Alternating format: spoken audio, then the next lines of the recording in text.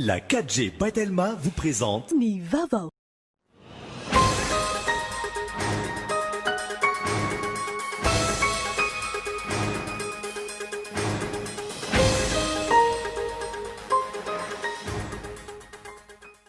Tokony ho beazina ny tsirairay anara-dalàna, beazina ay misafidy ny rariny sy ny hitsiny, ahafana mametraka filaminana sy firindrana eny anivon'ny fiarahamonina.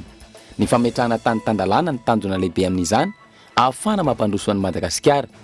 Ny ezaka fampandrosoana izay tsy tokony hijanona amin'ny resaka ambony latabatra fotsiny ihany. Nahato amin'ny asany ny mpitsara roan'ny Toliary namoaka ny Ravelson Lidovika na Ralevy. Mijanona ao ministera amin'izao fotoana ny nanome baiko ahafahan'izy ireo namoaka azy. Raha ny fanazavany pahalalàna nanaovana fanadihadiana, tsy misy fiantraikany amin'ny didina avoakan'ny tribonaly intsony ny fampiatoana ireo mpitsara ireo. Ny faran'ny taona 2024 no vita ny ampahany voalohany amin'ny fanitarana ny seranajambon'ny Tomasina.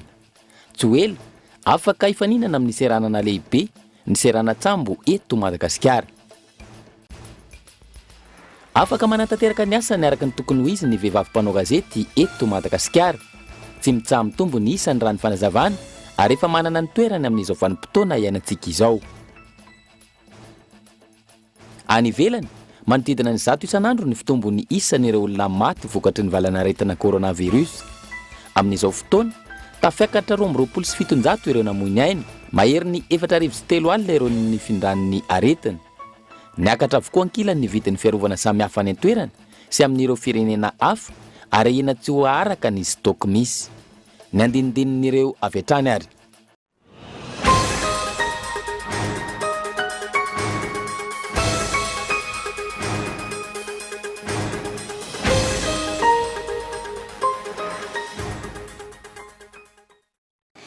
Klasy tokovavy faly miarabantsika rehetra tonga soa indray amin'izao fampahalalam-baovao izao. Ny matoan-daty soratrika eto Andriatsilava no isantarantsika ny fampahalalam-baovao.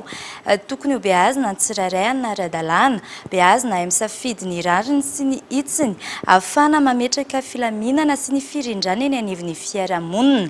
Ny fametrahana tany-tandalàna no tanjona lehibe, amin'izany ahafana mampandroso an'i Madagasikara. Ny ezaka fampandrosoana izay tsy tokony hijanona eo amin'ny resaka ambony latabatra fotsiny ihany. Raha hatrany ary izay matoan-daty soratra izay. Miazakazaka ny toetra raha-pirenena, hiezaka anatratra ny tanjona napetraka amin'ny lafiny rehetra. Miazakazaka tahaka izany ihany koa ny fandraisana fanapahan-kevitra, saingy fanapahan-kevitra efa voadinika sy voalanjalanja, tsy hiala amin'ny fikatsahana ny tombotsoan'ny be sy ny maro. Nahato amin'ny asany ohatra ny tompon'andraikitra ambony ny mpitsara ao Toliary no ny fiahiahina ho nanao kolikoly tamin'ny famoahana ny solobavambahoaka Ravelson Lidovika, fantatry ny maro amin'ny hoe leva. Fampitoana amin'ny asa izay mbola ao anaty fanadihadiana, ahafantarana izay nanome baiko azy ireo. Ny solobavambahoaka leva izay voatazona 5 taona amponja no ny fitrandrahana azo tsy ara-dalàna sy ny fitaterana tsy nazona lalana.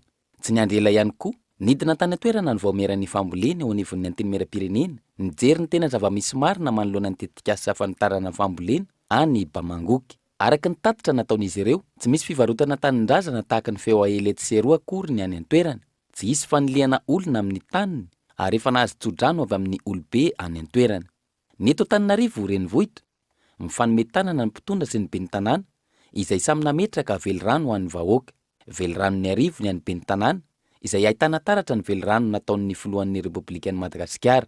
Porofo mivaingana amin'ny fifanomezan-tanana io, ny fiarahanana amboly azo teny Tsarasotra sy ny fitokanana ny jiro anazava ny tanàna teny Ambondrona. Io ihany koa ny fampiarana ny lalàna sy ny fiezahana tsy maintsy ataon'ny mpitondra anome ohatra ho an'ny daholobe. Antony nametrahana ny tsindrim-peo ho an'ny fitondrantenan'ireo mpikambana eo anivon'ny governemanta. Antony ray ihany koa, tsy mbola nampiarana ny sazy ho an'ireo fiara tsy manara-dalàna eto andrenivohitra. Tokony ho beazina ny tsirairay anara-dalàna, beazina ay misafidy ny rariny sy ny hitsiny, ahafana mametraka filaminana sy firindrana eny anivon'ny fiarahamonina. Araka ny voafaritra ao anatin'ny code de bonne conduite ho an'ireo minisitra, tsy tokony tanila amin'ny fandraisana fanapahan-kevitra ireo mpikambana amin'ny fahefana mpanatanteraka, ary tokony irahina anaja ny antanatohatra ireo ambaratonga pahefana misy, ary tokony tsy anadino ireo tamberinandraikitra amin'ny asa nampisahanana azy ireo. Fepetra tokony hatra amin'ny rehetra, indrindra ireo eny anivon'ny sampana raha-mpanjakana rehetra. izay ny amin'iny faraka ny hitantsika tamin'ny lohatenim-baovao teo dia nahatota amin'ny asany ny mpitsara roa Antoliara namoaka ny Révolution Ludovique na Raleva. Minjana ho mistera amin'izao fotoana izao ny nanome ny baiko afan'izy ireo namoaka azy. Raha ny fanazavany pahelalana nanaovana fanadihadiana tsy misy fiatraikany amin'ny didy navoaka ny tribonaly intsony ny fampiatoana ireo mpitsara ireo ny fanafainganana ny androm-pitsarana taorian'ny fampiakarana ny rarano sisa azo atao. Taorian'ny fahazoan'ny solombavamboaka ny mahabo Révolution Ludovique fafana vonjimaika nitoin-drara. Fantatra fa nahazo fampiatoana ny procureur général sy ny président de la cour d'appel Antoliara. Antondra ny fanadihadiana natao ny tsy fanajana ny antanatohatra eo anivon'ny parquet général. Raha ny fanazavany pahelalana nanaovana fanadihadiana tsy misy fiatraikany amin'ny didiny voaka intsony ny fampiatoana ireo mpitsara ireo ny fanafainganana ny androm-pitsarana taorian'ny fampiakarana ny rarano sisa azo atao. Efa voasazy izy tany fitsaranam-baratoka voalohany dia rehefa avy eo izany nanao fampakarana dia tany izany no nameny fitsarana boditao Tuléara ny fafana vonjamaika. Izay moa dia hoe teo ampiandrasana ny fitsarana zany ny daty fitsarana sy ny didy fitsarana. Tsika moa zany dia tsy maintsy manaja foana ny ataontsika hoe indépendance de la justice anatin'izay fa tsara ihany kosa nefa ny manazava hoe inona zany no ataontsika hoe pitsopitson-dalàna sy ny zavatra tokony hitranga. Eo ampiandrasana ny ataontsika hoe ny daty fitsarana azy izy izao eo amin'ny fitsarana ambony satria moa zany dia atao amin'ny chambre d'accusation no nanome azy ny fafana vonjimaika. Dia raha mahakasika an'iny zany dia tapitra hatreo ny ataontsika hoe ny procédure fa kosa any amin'ny andro hitsarana azy zany no miverina mandinika indray ny antota-taratasy rehetra ny fitsarana mahefa mahakasika an'izany. Misy ny fanadihadiana miainga ny anivon'ny Braoma leo tena miady amin'ny kolokolo mikasika ity raharaha ankehitriny. Iny moa zany dia mesure d'ordre administratif satria ny lalàna zany dia manome fahefana ny ministra ny fitsarana afaka zany manao an'izay fampiantona izay anatin'ny enim-bolana moa izany no sady manao ny fanadihadiana no mety mitondra zany amin'ireo mpitsara ireo eo anivon'ny conseil de discipline amin'ny conseil supérieur de la magistrature. Izay zany dia mety hoe toy an'ilay hoe famoahana an'ilay olona nazahoana fahefana vonjimaika fa io moa zany dia pitsopitsony araka ny procédure izay zavatra izay fa io moa dia tsy maintsy mbola mitohy foana na raha mpitsara. Raha tsy ahivina, efa nisy ny baiko amin'ny tsy tokony sy ny fafana vonjimaika omena ny ity kandida solombavamboaka ny mahabo ity tamin'ny nany ministra n'Andriamatora Andrianasolo Jean-Jacques. Fotoana vitsy taoriany tsy naministra azy intsony no misy izao fafana vonjimaika izao. Ny ministry ny fitsarana ankehitriny dia Andriamaefarivo Johnny izay nanome baiko ny ampitsarana ireo mpitsara roa namoaka azy noho ny tsy fanajana ny antanatohatra. Mampametra-pantaniana araka izany, avy aiza ny baiko nahafahan'ireo tompon'andraikitra eo anivon'ny fitsarana Antoliara nanome izay fafana vonjimaika ny Révolution Ludovique na Raleva izay. Sanisy ny fifanarahana ambadika mamofopofona kolokolo ny fanarahana tamin'ity kandida solombavambahoaka izay efa voaheloko ity. Andrasana ny toy izay. Fanakany Addis Abeba androany ny filohan'ny Repoblika Andry Rajoelina anatrika ny fionam-be fahatelo amby telopolo n'ireo mpitondra fanjakana sy ny mpikambana amin'ny gouvernemanta anatin'ny vondrona afrikanina. Ny filoham-pirenena izay voasikajo leader amin'ny sehatry ny ady manoloana ny tsy fanjarian-tsakafo. Tamin'ny alalan'ny hetsika maro ny toto-sain-tany atsimon'i Madagasikara no nanomezan'ny filohan'ny BAD na ny Banque Africaine de Développement ny toerana matompon-daka amin'ny ady manoloana ny tsy fanjarian-tsakafo azy. Namafisy ny filoha ihany koa nandritry ny kabary nataony ny fahavononany anatsara trany ny sehatry ny fisitrahana rano fisotro madio sy ny fanjarian-tsakafo. Ho tanteritsika amin'ny fampahalalam-baovao manaraka ihany moa ny mikasikasika izay fa lafim-baovao hafa tanteraka kosa indray mihamafy hatrany ny fiara-miasa Madagasikara sy Comore ary efa misy ny paikady napetraka iadina amin'ny fanondranana antsokosoko izay mandalo ao Comore. Misy ihany koa ireo paikady napetraka iadina amin'ny valanaretina coronavirus. Aro avy hatrany ary ny fanadihadiana.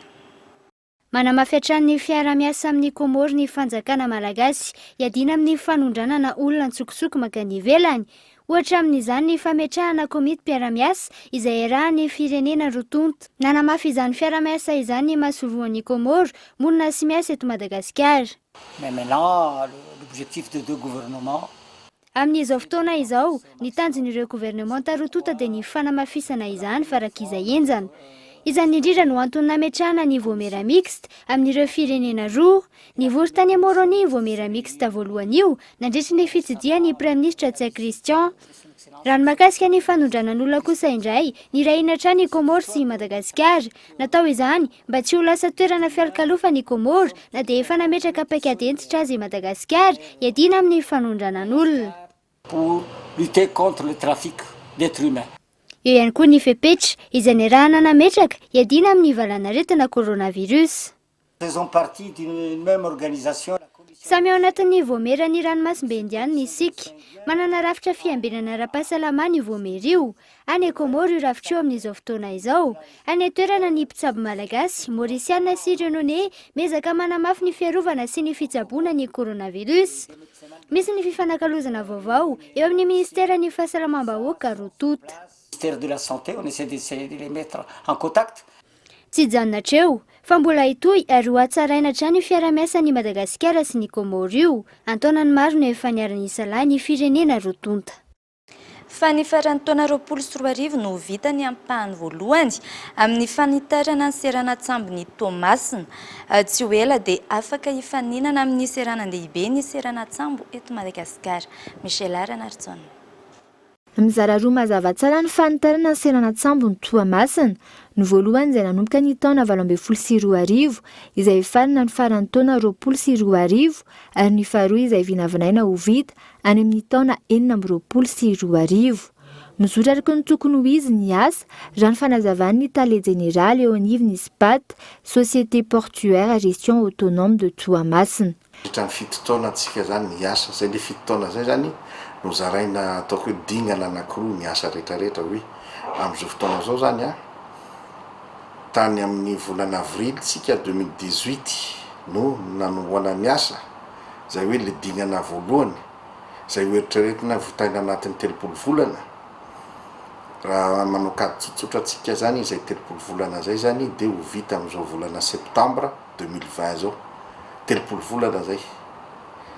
Dia ny ambiny manaraka ataotsika hoe 5 taona dia fa manomboka atsika zao zany ary tsy ela dia tsy ela zany dia fa raha tsy laza fotsiny farafatarana amin'ity taona avril 2020 zany dia fa anomboka ny dingana faharoa amin'ny asa ho atao. Tombony maro no azony toe-karena malagasy amin'ny fanitarana sy fahavitany ity seranatsambo ity raha ny fanazavana. Pacte aloha zany dia voalohany aloha manana ataotsika hoe fitaovana ny toe-karena malagasy zany ahafahany faninana amin'ny na koa manamafy ny fandraisana ara-barotra amin'ny anivelany.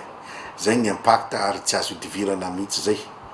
Ny impact akoatran'izay moa zany dia oeritreretina hoe afaka mifaninana atsika zany na dia ataoko raha hoe tsy zay ny tanjona fa dia afaka tsy mena mitaha amin'ireo le seranandehibe aty amin'ny faritra ranomasina misy atsika zany. Raha tsy ivona manodidina ny 1,700 tapitrisa dolara ny teti-bola anatanterahana izay fanitarana izay, 5,800 ny teti-bola avy amin'ny JICA, raha toka ny 5,300 avy amin'ny fitondrana malagasy. Tanjona amin'ny fanitarana ny ahafahana manana toerana manodidina ny 10 hektara itobiny ny conteneur. Fa toerana maromaro amin'ny lalam-pirenena fahefatriny no ahitana fahitapahan-dalana atao anatin'ny andro vitsivitsy araka ny fampitam-baovao avoaka ny teo anivon'ny ministera ny fanajariana ny tany sy ny asa vaventy. Antony io ny fanamboarana atao any an-toerana. Ravetrana. Nampahafantatra ny teo anivon'ny ministera ny fanajariana ny tany sy ny asa vaventy fa hisy fahatapahana ny lalam-pirenena fahefatra mampitohy an'Antananarivo sy Mahajanga noho ny fanamboarana tsy maintsy atao. Tahaka izao ny fahatapahana eo amin'ny PK 443+500 Anjiaji alahady febroary 24 manomboka amin'ny 7 ora maraina hatramin'ny 2 ora tolakandro sy amin'ny 2 ora tolakandro hatramin'ny 9 ora hariva noho ny fandrarahana vatokely. talata 20 febroary 2024 manomboka amin'ny 7 ora maraina hatramin'ny 9 ora hariva noho ny fandrarahana tara. Misy ny fandaminana sy toromarika eny an-toerana mba hisorohana ny fikorotanan'ny fifamoivoizana ary manentana ny mpampiasa lalana ny tompon'andraikitra hanaraka izany. Fa mbola tsy misy trangatsian-karetina coronavirus eto amintsika saingy efa maro ny fepetra-ndraisina amin'ireo seranana sy seranatsambo rehetra manerana ny nosy. Isany nandray fepetra ny eo Majanga ka ny port sy ny aéroport no nijerena manokana. Fanampin'izay dia napetraka ihany koa ny fandaminana eny anivon'ireo hôpitaly lehibe any an-toerana. Ary avy hatrany ary ny fanampinazavana mikasika izay. Raha malala fa ny aretina ny tsimbokaretina coronavirus dia avy any ivelany aloha ny idirany, mbola tsy misy tranga eto amintsika zany hoe maladie importé fa ny Chine ny etombohany raha manaraka sika rehefa mieripatrana maneraka ny tany, misy any États-Unis, misy any Europe, misy any Australie, fa misy aty Afrique. Inona ny zavatra misy tsy tokony hipetraka foana isika dia mitsidika itony atao hoe porte d'entrée potentielle, any hoe tena mety ho varavarana idirana zany tsimbokaretina zany eto amintsika eto Mahajanga dia ny port sy ny aéroport satria ireo no misy ny atao hoe arrivée internationale. Efa misy ny fepetra-ndraisina hatramin'izay eo anivon'itony port sy aéroport itony fa amafisina izy amin'izao fotoana izao mba hisoroana tanteraka zany fidirana zany dia nitsirika nijery fotony ny foto-drafitrasa misy, inona no misy, inona no tsy misy, inona no tokony hatsaraina, zay ny antony dinan'izany komite izany teto dia nametrapetraka izany ary nametraka fe-potoana hoe tokony ametrahana zay farafahakeliny tokony isy strict nécessaire na minimum nécessaire moentina mandray an-tanana raha sanatria tonga ny tranga mampiaya ary andefasana aingana ireny tranga na mampiaya na efa tena izy ireny any amin'ny toerana izay tokony handraisana azy dia zany hoe ny site de mise en quarantaine ireo hôpitaly lehibe misy ato Mahajanga. Mialohan'ny hanarantsika ny toy ny fampahalalam-baovao toy ny mikasika ny tontolon'ny vehivavy eo amin'ny sehatry ny asa fanaovan-gazety sy ny maresaka iraisam-pirenena dia hanaraka doka faritra isika.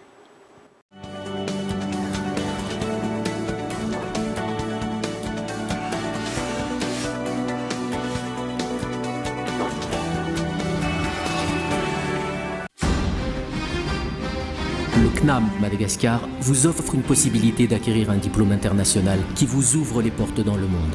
Formant les plus hauts placés des administrations, CNAM vous propose plus de 658 parcours niveau bac à bac plus 8. Réussir, apprendre, innover. Les formations que nous offrons répondent aux normes du marché mondial du travail. Alors qu'attendez-vous pour investir dans votre réussite ? Faites partie des plus grands et visez plus haut. Apprendre au CNAM change votre vie. Yes, le CNAM. Je suis bien. Mon argent est sécurisé. Je suis libre. Tout mon argent est disponible immédiatement. Je gère mes comptes 24 heures sur 24, 7 jours sur 7. Je savoure la simplicité. Je profite de tout faire avec mon téléphone. J'ai du temps en plus pour les miens. J'adore chaque instant. Je suis gagnant sur tous les plans. Mvoul est tout bank. Bank to Mvoul. Tout mon argent disponible à tout moment, où que je sois pour toutes mes actions.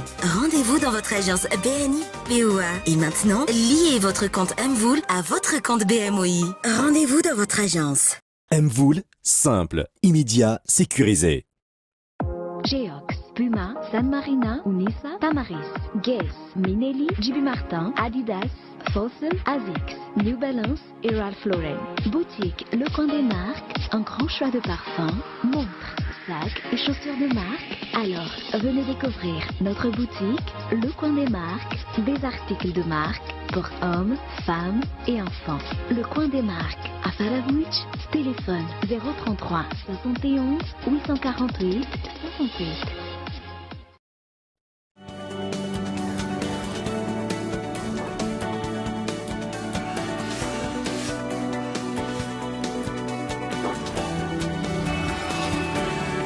Fizany amin'ny foitoizantsika ny fampahalalam-baovao, toerana vaovao fanomezana sehatra ny kanto malagasy ny akanto contemporarie.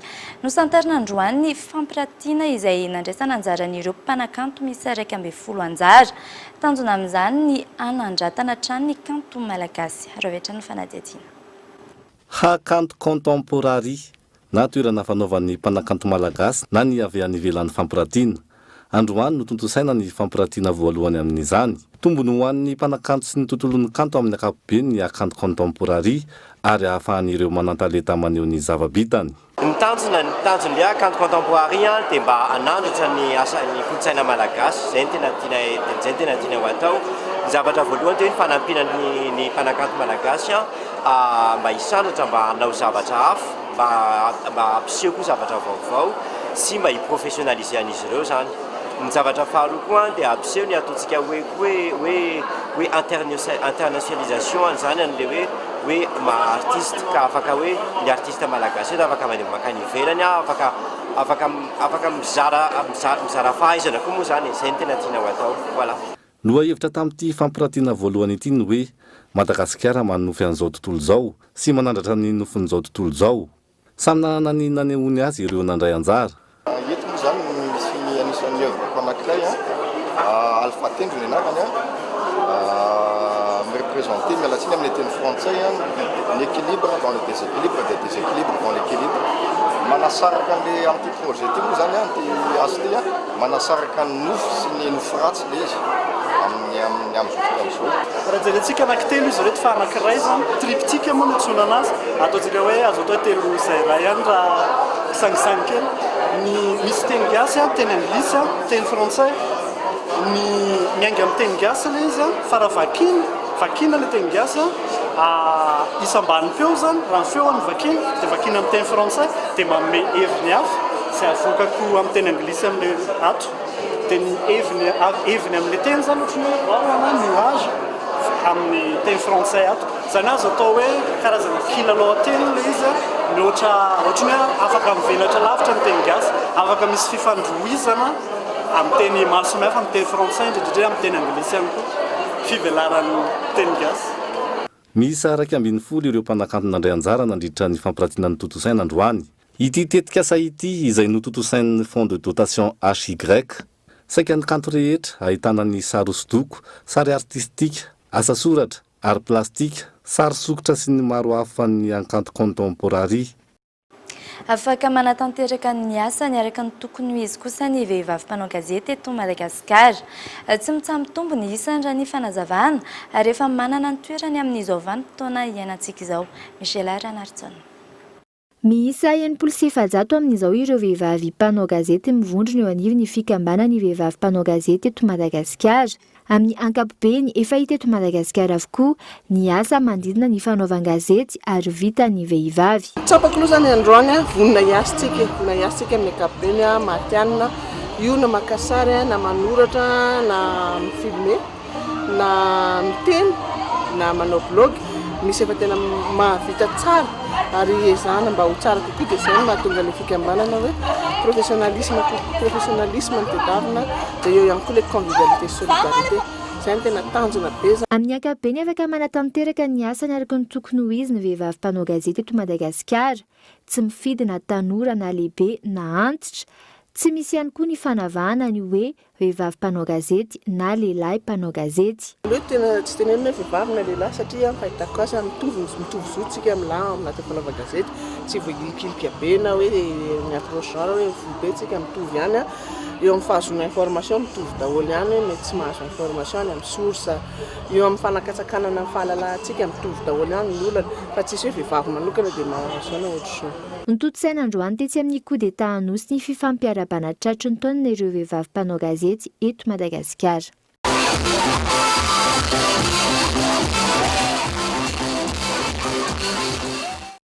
Fankalazaina Mahajanga ny 10 volana febroary izao ny fankalazana nasionaly ny andro iraisam-pirenena ny voamaina na ny journée mondiale des légumineuses. Ao amin'ny chambre de commerce ao Mahajanga no anatanterahana izany. Tanjona ny fisokafana bebe kokoa amin'ireo mpandraharaha na amin'ny fambolena na amin'ny fanondrana n'ireo vokatra ny tandy. Raha avy ny fanampanazavana. Inona moa ny tombotsoa azo avy amin'ny ireo voamaina na eo amin'ny resaka fanjarian-tsakafo zany na eo amin'ny resaka ara-toekarena indrindra ety amin'ny faritra Boeny.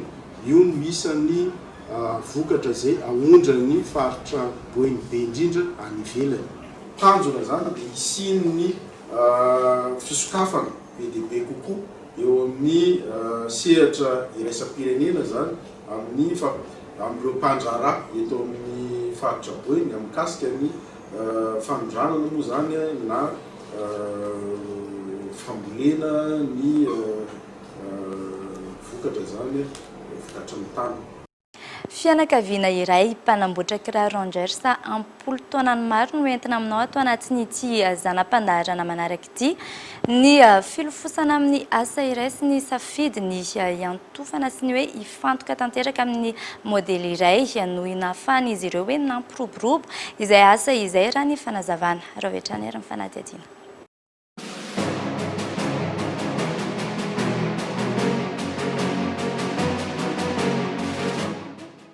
Tsy fanamboarana kiraro tsotra, miompana amin'ny fanamboarana kiraro Rangers na irony kiraro fanaovan'ireo misana amin'ny fiarovana sy filaminana toy ny mpiamby na mpitandro ny filaminana irony, ny kiraro amboarina eto amin'ny Mahefandavamamba.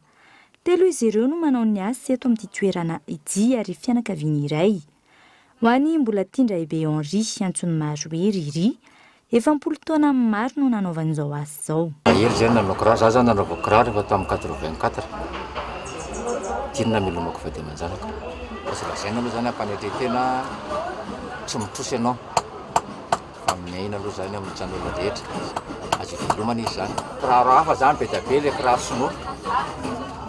Le kiraro sinoa be da be dia mifidy matiera filera ray zay hoe tiano tsy famalina amin'ny kiraro hafa fa tonga dia tiany fileranay dia spesialiteranjery zay. Manodidina ny 570 no vitan'izy ireo anatin'ny herinandro. Mandalo tingana maromaro kosa ny fanamboarana. Dia assemblage, rehefa vita assemblage izy dia mandalo atao amin'ity machine ity. Rehefa vita atao amin'ny machine atao amin'ny resaka tiseur izy dia atao amin'ny monteur. Dia mametraka azy manenjana azy ho couleur mihitsy zany, miditra amin'ny forme zany. Dia rehefa vita lasitra izy dia zay vao mipetaka amin'izay ilay faladiany. Ohatran'izao izy zany zao rehefa voenjana azy izy dia mipetaka. Mitsoka ilay lasitra atao anatiny any. Azo lazaina orinasa kely ny eto amin'ity fanamboarana Rangers iray ity. Ny fiezana ny hanao asa tsara hatrany sy ny fiatrehana ny olana izay misy no nahafana izy ireo namerina nampiroborobo ny sehatrasany. Ny tena marina zany efa nanana société lehibe zay orinasa lehibe mihitsy. Dia efa nanana tsena mihitsy ihany koa zay tany amin'ny pavillon tany nanana tsena eo amin'ny 5 eo. Dia nisy kely problème kely zany. Maty tapaka mamanay dia nisy teo amin'ilay resaka commerce zany ny problème tsisy olona afaka hivarotra amin'ny entana intsony tamin'izany. Tanjona anay zany zao dia mba hoe ampiroboroboana an'ilay asa. Mba hanatsara an'ilay mba ho betsaka ilay olona miasa aloha voalohany indrindra dia mba mamokatra bebe kokoa noho ny teo aloha zany. 5 alina ka hatramin'ny 2 hetsy ariary kosa ny Rangers iray eto. Izay ny amin'iny fa ireo fotoam-pankalazana samihafa izay tsy ahitana marimaritra iray sanatra amin'izao ny mikasika ny taom-baovao malagasy, ny fomba mampanao tanterana mandritra izay fotoana izay. Ireo indray no tanterina aminao anatin'ny fandaharana alalino rapitso amin'ny 7 ariva. Raha ohatrany ary ny ampany amin'izay. Taom-baovao malagasy, fety, asaramanitra, fifaliana natao iraisan'ny mpiray tanindrazana, anehoana ny kolontsaina sy ny fomba mampanao eto Madagasikara. Hatreto rava-maina ary tsy nahatafavoaka ireo izay nanao ny ezaka amoahana daty iraisan'ny malagasy rehetra anamariana ny taom-baovao malagasy. Samy mitazona ny heviny ary tsy milefitra ireo lohan-doha mpitarika sy milaza azy ireo ho mahay ny tantara sy ny fomban-drazana. Hatramin'ny androany samy nankalaza ny fatany fa taom-baovao malagasy ny fondron'olona tsirairay. Tranga izay sady marary no mamenatra hoy ireo mpandinika. Nahoana ny malagasy mpiray tanindrazana izay manodidina ny 520 tapitrisa no tsy ahita marimaritra iraisana amin'ny daty iraisana nefa ny sinoa izay miisa mahery ny 2 miliara amin'izao fotoana izao manana daty tokana ankalazana ny taom-baovao sinoa. Ireo vahoaka sinoa rehetra maneran-tany izay nanamarika ny taom-baovao ny 15 ny volana janoary ho an'ity taona ity ary taona fa 720 sy 704 ho azy ireo. Amin'ny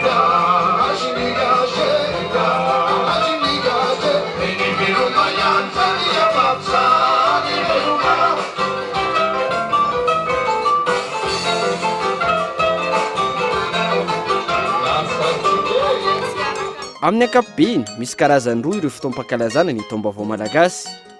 Ao ireo manamarika izany isaky ny volana martsa aprily, ao ny volana septambra. Samy manana ny antony sy ny petrakevitra apetraka ireo mitazona ny fotoana anamariana ny taom-baovao malagasy ireo. Ho an'ny eo anivon'ny trano koltoraly malagasy izay mankalaza ny taom-baovao malagasy isaky ny volana martsa aprily, amin'ny andro tsinam-bolana amin'ny vanim-potoana fararano sy fitiovan'ny zavaboary no datin'ny taom-baovao malagasy. Io fotoana io izay mifanitsy amin'ny volana martsa aprily raha lahatra amin'ny calendrier grégorianina. Ireo no isan'ny antony hitazoman'izy ireo io daty io. Ao anatin'ny mars avril zany efa mifarana ny rano, dia ao anatin'ny tsinam-bolana manakaiky indrindra zany ny ataontsika hoe 12 mars, dia mba ilazana azy zany amin'ny fomba tsotra dia ny tsinam-bolana mialoha mipaka zany no natao fanamariana an'izy io. Nanatanteraka fidinany fotony ny teo anivon'ny ministeran'ny filaminam-bahoaka ka niona tamin'ireo voamerany fandriampahalemana manerana n'Antananarivo. No inoana avokoa ny etaetan'ireo voamera ahafana manatsara trany ny fiarah-miasa sy pakatsarany amin'ny vahoaka ny vokatry ny ezaka rehetra atao ho fampandriana ny fahalemana. Fanadidina entiny Gaeton Andriatsilavo. Nanatanteraka fidirana fotony ny tompon'andraikitra ambony ao anivon'ny ministeran'ny filaminam-bahoaka ny aliny zoma fa fitony volana febroary 2024 izay notrony ny talen'ny herivondrotaitra ny polisy, ny taleparitra Analamanga, ny commissaire central eto Antananarivo renivohitra sy ireo lehiben'ny commissariat misy 9 eto an-drenivohitra. Antony ny fidinana fotony ny fihaonana mivantana tamin'ireo vaomeran'ny fandriampahalemana izay miara-miasa akaiky amin'ireo polisy mpanao fisafona mandritra ny alina manerana ny Antananarivo renivohitra hiadina amin'ny tsy fandriampahalemana indrindra amin'ireo toerana mafana. Zao manitsaka fanera de surveillance zany zay dia raha misy zany zao amin'ny pitaty petite central dia io zany concerné amin'ny tany rehetra dia izay zany mba tena devinety antony atao madinika talovana famille izay tena somary zone rouge mihitsy atao madinika talovana famille ao amin'ny area mahitsy. Dia tena ny misy secteur sivy anay midadasika be le izy nefa ireo dia tsisy jiro daholo. Nangataka fiarah-miasa amin'ireo vahoaka ireo ny polisy ahafahan'izy ireo milaza sy manome vaovao mikasika ny zava-mitranga mampiaya eny anivon'ny fiarahamonina. Amin'izao fotoana tonga manampy sy mifanometanana amin'ireo polisy avy amin'ireo commissariat isaky ny boriboritany ihany koa ny avy eo anivon'ny herivoditraitran'ny polisy na ny FIP. Amin'izao fanaovana fisafona izao notetezina avokoa ny boriboritany misy 9 eto Antananarivo renivohitra nandritra ity fidinana ifotony ity. No inoana avokoa ny etaetan'ireo voamera ahafana manatsara trano ny fiarah-miasa. Ny mikasika ny gazety mpiseho isan-kerinandro Madagascar Matin Hebdo indray no tanterana aminao manaraka raha vetrany ny fanadidina. Nivoaka ny laharana fa7 ny gazety mpiseho isan-kerinandro Madagascar Matin Hebdo ny fito ka hatramin'ny 13 febroary 2024 amin'ny vidiny 900 ariary. Arène politique, les politiciens ambitieux en perdora izay hita ao amin'ny pejy 3 sy 4. Eo amin'ny pejy 5 kosa ny ahitana ny hoe Fleury Rakotomalala, l'exilé et le calomniateur recherché pour escroquerie. CUA, l'ex-trésorier écroué qui du sort de ses supérieurs. Eo amin'ny pejy 12 no ahitana an'izay. Ao amin'ny pejy 12 hatrany, nouveau terminal international, les autorités régaliennes et en observation à Ivato. Ao amin'ny pejy 20 ny resaka fanatanjahantena, football équipe nationale, Hakim Abdallah opte pour les Barea. Ary ny ao amin'ny pejy 10 kosa no ahitantsika mikasikasika ny fandaharana lalino izay tontosainy eto amin'ny Cool TV mikasika ny taom-baovao malagasy nodresana ny mikasika izay arahana isaky ny alahady amin'ny 7:00 ary ahitantsika ny santionany ny voaresaka ao anatin'izay ny ao anatin'ity gazety Matin Hebdo ity izay ny hoe tsy misy marimaritra iraisana momba ny taom-baovao malagasy.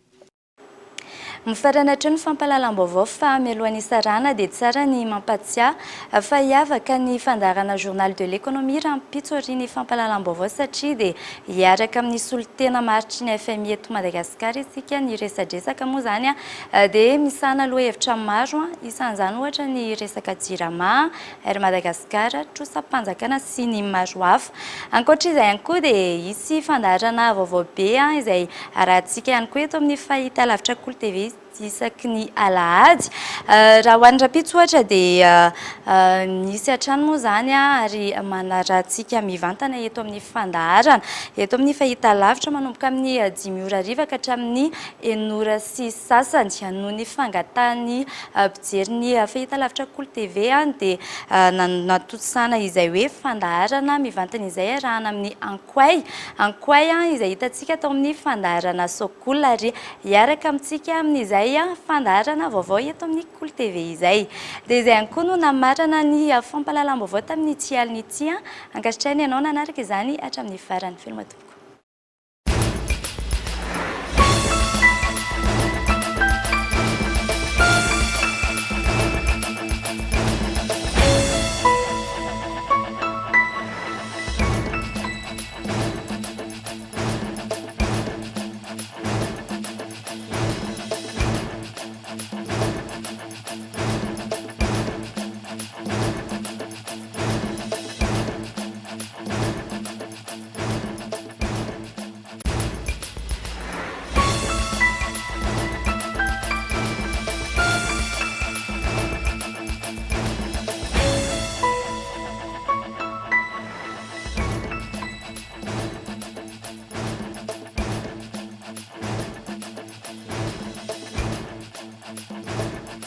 La 4G by Telma vous a présenté Ni Vavo.